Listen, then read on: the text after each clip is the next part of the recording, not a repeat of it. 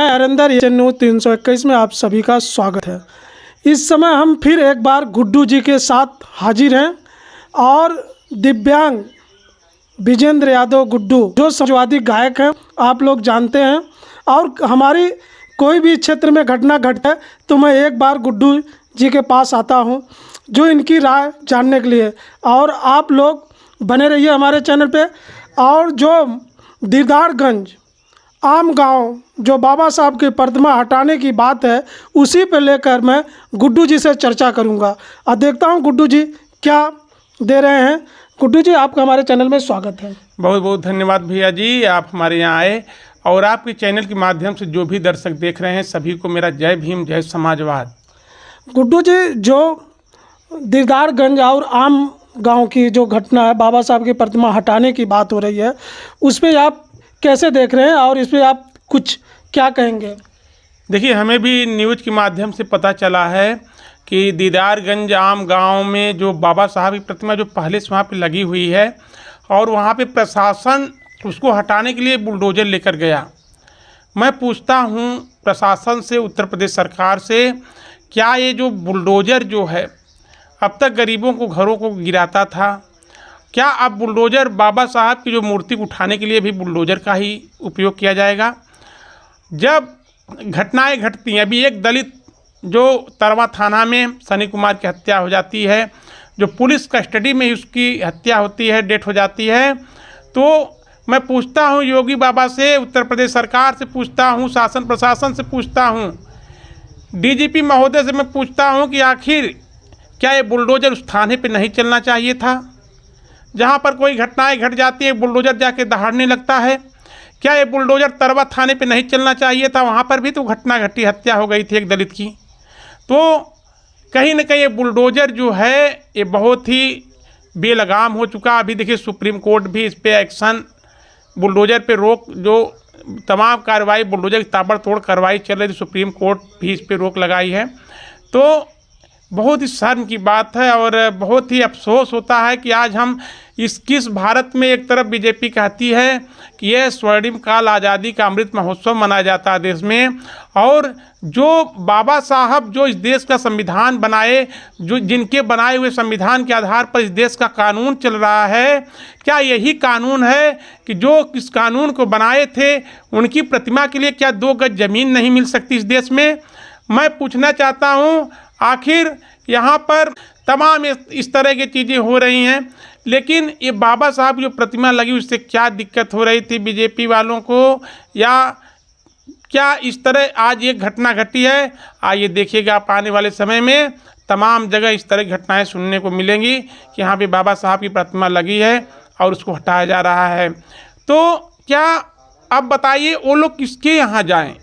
जिनकी बाबा साहब से आस्था जुड़ी हुई है वो लोग अब किसके यहाँ जाएंगे? उस शासन प्रशासन जब खुद उसको हटाने की बात कर रहा है तो किसके यहाँ ये लोग जाएंगे? अब तो उनके पास कोई ऑप्शन नहीं बचा है। उनके ऊपर बाद में अगर वो और विरोध करेंगे तो झूठे मुकदमे लगाए जाएंगे। इसी तरह हर जगह तो कहीं न कहीं प्रदेश में पूरा एक जंगल राज कायम हो चुका है और कहीं पर भी कानून संविधान से कुछ नहीं चल रहा है इस देश में। तो गुड्डू जी, ये जो आदेश हुआ किसके माध्यम से आदेश हुआ है? कौन किया है? जिलाधिकारी किया है या जो है मुख्यमंत्री किए हैं, या कैसे जो हटने का ये? नहीं, देखिए, जो मूर्ति पहले से लगी हुई है, न्यूज़ के माध्यम से जो लोग उसमें बताए हैं, यही पता चला कि वहाँ पे जो प्रशासन है भारी संख्या में वहाँ प्रशासन मौजूद था। प्रशासन आया, जेसीबी लेकर आए और वहाँ पे हटाने की बात हुई कि मूर्ति को यहाँ से हटा दिया जाए, और वहाँ पे लोगों को कुछ धमकाया भी गया है। वीडियो में लोग बताए हैं कि वहाँ पे दरोगा साहब खुद बोले कि आप लोग घरों में कैद हो जाइए, नहीं तो जितने लोग अगर विरोध करेंगे तो उनके ऊपर हम मुकदमा लाद देंगे। वीडियो में न्यूज़ पे ही मिला है, लोग यही बताए हैं। तो ये सब अब आखिर क्या हो रहा है इसमें बताइए? क्या है बाबा साहब की प्रतिमा से कितनी इनको दिक्कत है? अगर कोई प्रतिमा स्वतंत्र रूप से, क्या वो किसी दूसरी की ज़मीन में लगा था या लगा था तो उनको सम्मान के साथ वहाँ से हटाना चाहिए। सभी गांव वालों को बुलाइए, सभी को राज़ी करिए और उस चीज़ पे चर्चा करिए। जो समाज के लोग हैं उनको सम्मान के साथ एक जगह से दूसरी जगह आप हस्तांतरित कर सकते हैं। तो उसको कहीं रखेंगे कि या फिर उसको एकदम आप सटा उसको देंगे? क्या करेंगे, इसको क्या करेंगे? जब ज़बरदस्ती कार्य किया जा रहा है वहाँ पे, तो उसको क्या करेंगे, इस पे तो कुछ नहीं कहा जा सकता। तो गुड्डू, जो जहाँ से प्रतिमा हटाने का आदेश है, क्या वहाँ जो है किसकी आबादी है?